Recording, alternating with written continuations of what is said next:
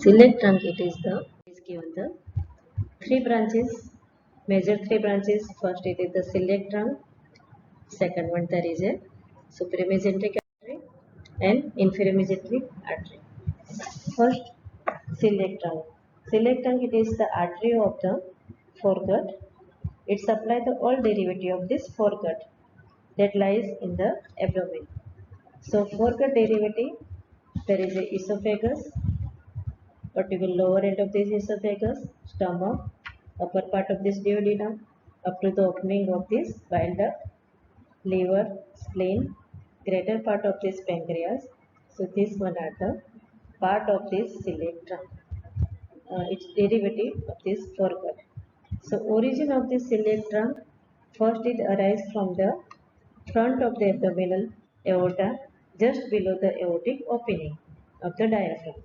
At the level of this disc, between the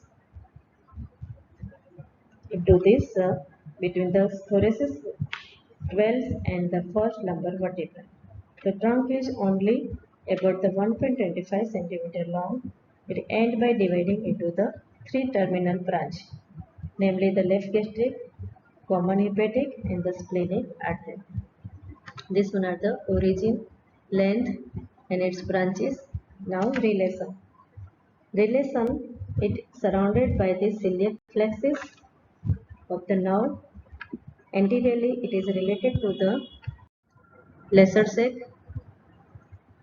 It is artery of this foregut. It supplies all derivative of this foregut, lower end of this esophagus, stomach, in the upper part of this duodenum, up to the opening of the common bile duct. It supplies the liver, spleen, and greater part of this pancreas. Now origin, the celiac trunk arises from the front of the abdominal aorta, just below the aortic opening of the diaphragm, at the level of the disc between the vertebra T12 and L1. It ends by dividing into the three terminal branch, left gastric, hepatic artery, and splenic artery. Total length of the celiac trunk is 1.25 centimeter. You see this diagram? Here there is a location of the celiac trunk and its measured three branches of the celiac trunk. Left gastric artery, common hepatic artery, and splenic artery. These are the branches of this celiac trunk. It arises at the level of this T12 and the first lumbar vertebra, T12 and L1.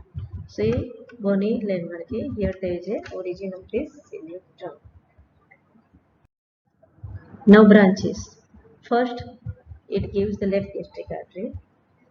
This one are the left gastric artery. This one are the proper hepatic artery and splenic artery. First, left gastric artery is the smallest of all three branches of the celiac trunk. It runs upward to the left behind the lesser sac to reach the cardiac end of the stomach, where it turns forward and enters the lesser omentum to runs downward along the lesser curvature of the stomach. It ends by anastomosis with the right gastric artery. You see these are the left gastric artery. Here it gets anastomosis with the right gastric artery at the lesser curvature of the stomach. Here it gives the 2 to 3 esophageal branch at the cardiac end of the stomach. Numerous gastric branch along the lesser curvature of the stomach. So this one are the left gastric artery. Relation of the stomach, it is surrounded by the celiac plexus of the nerve. Anteriorly, it is related to the lesser sac and to the lesser omentum. Inferiorly, it is related to the body of the pancreas and to the splenic vein.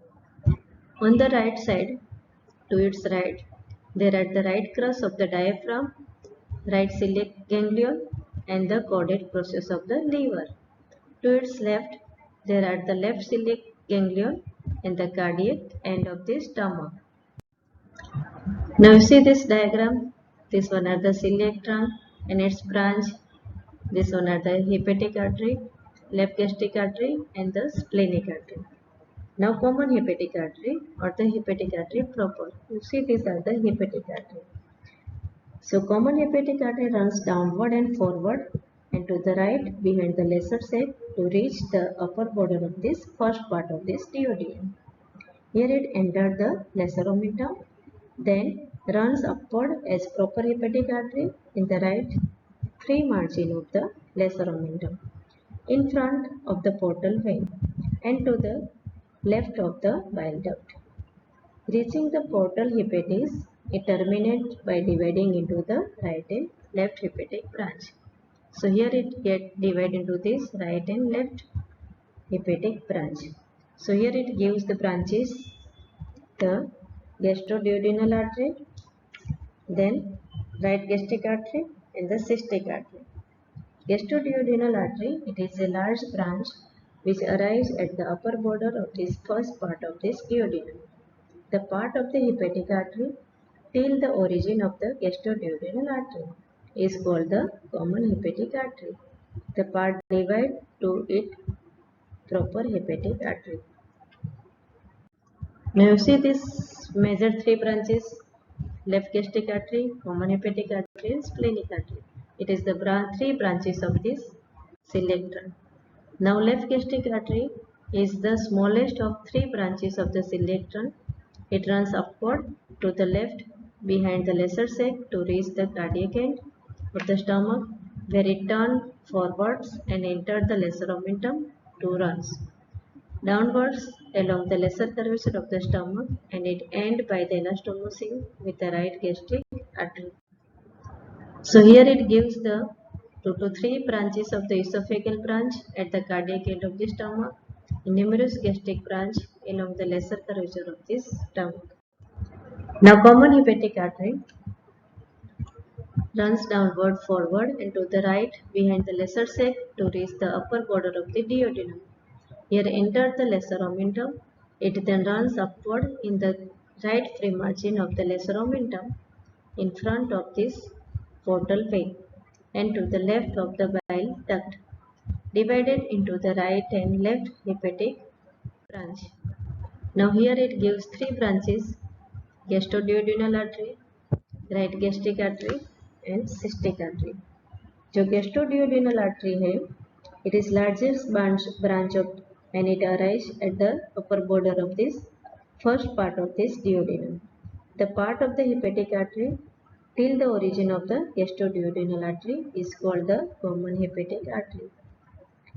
The gastroduodenal artery runs downward behind the first part of the duodenum and divides into the lower border into the right gastroepiploid and the superior pancreaticoduodenal artery.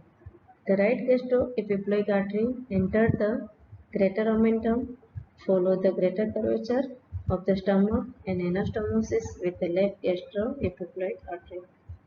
The superior pancreaticoduodenal artery, it often by two arteries, anterior and posterior, runs downward in the pancreaticoduodenal groove and end by anastomosis with the inferior pancreaticoduodenal artery, a branch of the superior mesenteric.